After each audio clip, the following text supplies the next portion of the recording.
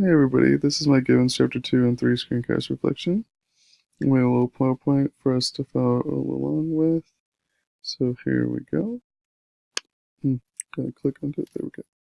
Okay, so the Chapter 2 title is Classroom Talk, Creating Context for Language Learning. It begins with talking about research-based principles that support second language learning. There's about like 5 or 6 of them that are really important. So the first one was needing them to understand what is said. So giving them a connection, like a bridge to learning English, learning their second language. So like giving them practical demonstrations, allowing them to use their mother tongue to make connections with English. Super important.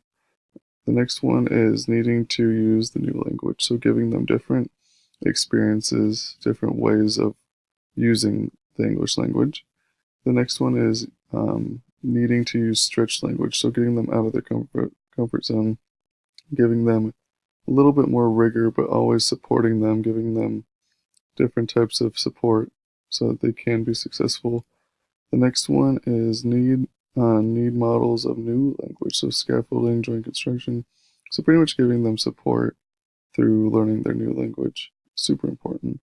And then opportunities to build on the resources, so building that first language, building their mother tongue, so that they have a good background to lean on learning their second language. Next slide. So it continues talking about patterns of interaction. So there's two big patterns, the IRE pattern, which is initiation, response, and evaluation, and then the dialogic approach, which is giving students increased opportunity for understanding subject content in tandem with the development of English. So it gives examples of teachers talking with students and how to get them understanding or getting them to learn the process themselves of learning the English language. So they first talk about how the teacher is asking them questions to not necessarily give them the answer, but have them produce the answer themselves and be more clear. So she's like, what won't come out? Can you explain more? Encouraging them and like affirming them to get the right answer, but and giving them the right course of how to formulate the answer.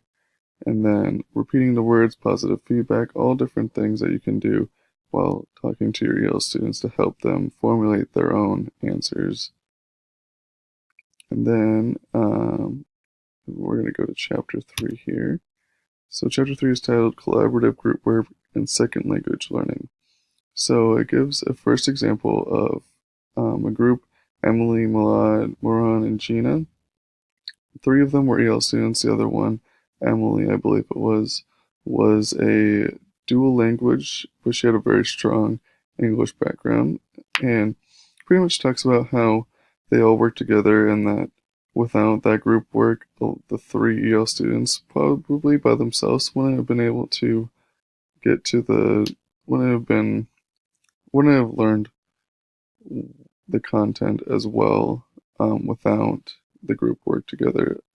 Them 3 with Emily, they were able to make clear, explicit instructions and um, construct their own thoughts and were really able to be successful together as a team. And then it talks about how making group work or how to make group work successful. And it really stresses the importance of prior teaching of how groups work to your students, making sure that they can function as a group before they actually get into groups. Super important. And then it talks about different ways of group work or different suggestions for group work. One of them that I'll just go over really quickly was the donut circles here. It gets like 2 big circles, one on the outside, one on the inside, and the outside group rotates. The inside group stays the same, and like each student gets the ability to have a conversation with as many students as you want to do. You can have like 1-minute rotations or 5-minute rotations, and I just have like 5 different people like rotate. But it gives the EL students more and more time to refine what they're talking about, and I thought it was really cool to read about. And then here's a little summary. I won't really go over the main thing, but it was really just about how effective group work, and the characteristics, about giving clear, explicit instructions. Talking is super required.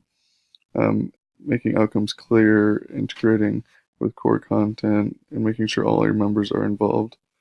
And then the last, which I already went over, is teaching teaching the groups, um, teaching the groups to be, or teaching the groups how to function in a group before giving them group work. Super important. And that is the end. Thank you very much. Went over way over 3 minutes, but I couldn't fit it all in 3 minutes. So thank you very much and have a good day.